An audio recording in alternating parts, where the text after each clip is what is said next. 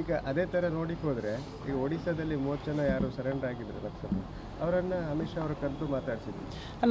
ಎಲ್ಲ ಕಡೆಯಲ್ಲಿ ಕೂಡ ಸರೆಂಡರ್ ಆಗ್ತಾರೆ. ಸ್ಪೆಷಲಿ ನಾರ್ತ್ ಈಸ್ಟ್ ಹೋಗುವಾಗ ಮಿಲಿಟರಿ ಸರೆಂಡರ್ ಆಗ್ತಾರೆ. ಪ್ರಾಸೆಸ್ ಎಲ್ಲ ಆದಮೇಲೆ ಅದು ಹೋಮ್ ಮಿನಿಸ್ಟರ್ ಇರ್ಬೋದು, ಚೀಫ್ ಮಿನಿಸ್ಟರ್ ಇರ್ಬೋದು, ಪ್ರಾಸೆಸ್ ಆದಮೇಲೆ ಒಂದು ದೊಡ್ಡ ಒಂದು ಸಭೆಯಲ್ಲಿ ಮಾತಾಡ್ತಾರೆ. 200, 300, 500, 1000 ಜನ ಮಿಲಿಟೆಂಟ್ಸ್ ಎಲ್ಲ ನಾರ್ತ್ ಈಸ್ಟ್ನಲ್ಲಿ ಸಾಧಾರಣ. ಬಟ್ ಇದನ್ನಲ್ಲಿ ಎಲ್ಲಿ ಕೂಡ ಒರಿಸ್ಸಾದಲ್ಲಿ ಈ ಥರ ಆಗಿಲ್ಲ ಅಲ್ವಣ್ಣ. ಒಂದು ವಿಕ್ರಮ್ ಗೌಡ ಒಂದು ಆ ಥರ ಒಂದು ಮನುಷ್ಯ ಎನ್ಕೌಂಟರ್ನಲ್ಲಿ ಒಂದು ಡೌಟು. ಅದಾದ ಮೇಲೆ ವಿತಿನ್ 2-3 ಡೇಸ್ನಲ್ಲಿ ಸರೆಂಡರ್ ಪ್ರಾಸೆಸ್ಸು. ಅದಾದ ಮೇಲೆ ನಮ್ಮೆಲ್ಲರಿಗೂ ಗೊತ್ತು ಸಿದ್ದರಾಮಯ್ಯನವರು ಕಾಂಗ್ರೆಸ್ ಸರ್ಕಾರ ಅದಕ್ಕೆ ಮುಂಚೆ ಗೌರಿ ಲಂಕೇಶ್ ಹಳೆಯ ತಾವು ಹಿಸ್ಟ್ರಿ ಎಲ್ಲ ನೋಡುವಾಗ ಎಲ್ಲರೂ ಕೂಡ ಹಳೆಯ ಹಿಸ್ಟ್ರಿ ಗೊತ್ತು. ಅದ್ರ ಬಗ್ಗೆ ನಾನು ಮಾತಾಡಲಿಕ್ಕೆ ನಾನು ಇಷ್ಟಲ್ಲಣ್ಣ, ನಿಮಗೆ ಗೊತ್ತಲ್ಲ. ಸೊ ಅದೆಲ್ಲ ನೋಡುವಾಗ ಯಾರೋ ಸರ್ಕಾರಕ್ಕೆ ಇನ್ಫ್ಲೂಯೆನ್ಸ್ ಮಾಡಿದ್ದಾರೆ. ಇನ್ಫ್ಲೂಯೆನ್ಸ್ ಮಾಡುವಾಗ ಅದರಲ್ಲಿ ನಿಜತನ್ಮೆ ಇರಲ್ಲಣ್ಣ. ಅದರಲ್ಲಿ ಒಂದು ಟ್ರಾನ್ಸ್ಪರೆನ್ಸಿ ಇಲ್ಲ, ಪ್ರಾಸೆಸ್ನಲ್ಲಿ ಇಂಟೆಗ್ರಿಟಿ ಇಲ್ಲ ಅಣ್ಣ, ಜನ ಒಪ್ಕೊಳ್ಳಲ್ಲ. ಕಾರಣ ಯಾರೋ ಜನ ಗೌರ್ಮೆಂಟ್ ಮೇಲೆ ತಪ್ಪು ಮಾಡಿದವ್ರಿಗೂ ತಾವು ರೆಡ್ ಕಾರ್ಪೆಟ್ ಹಾಕಿ ಬನ್ನಿನ ಕರೆಸ್ತೀರಾ.